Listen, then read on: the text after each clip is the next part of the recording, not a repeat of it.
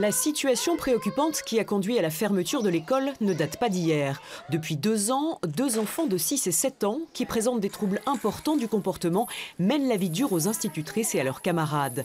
Coups, insultes, crachats, crises de nerfs, les incidents sont quotidiens.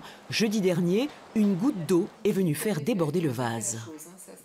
L'un des enfants a couru dans la classe pour sortir de la classe.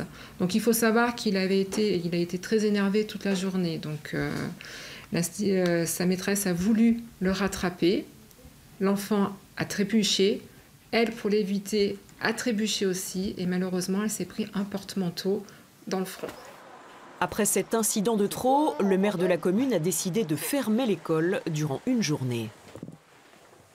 C'était une demande du groupe scolaire qui vivait depuis un certain nombre d'années, j'allais dire quasi, des situations difficilement supportables, du fait que certains enfants sont perturbateurs.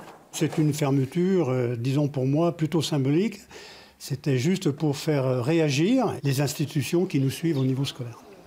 Ce soir, un conseil d'école extraordinaire doit réunir tous les acteurs de l'affaire, notamment un représentant de l'inspection académique. Objectif, trouver des solutions pour améliorer la prise en charge des 2 écoliers difficiles. Ce sont des variations de temps de scolarisation, ce sont des adaptations plus ou moins fortes, ce sont des prises en charge plus ou moins importantes par les établissements spécialisés ou les organismes spécialisés. Donc ce sont ces aménagements-là que l'on fait avec des plans de scolarisation qui peuvent être plus ou moins importants. L'école rouvrira ses portes demain matin.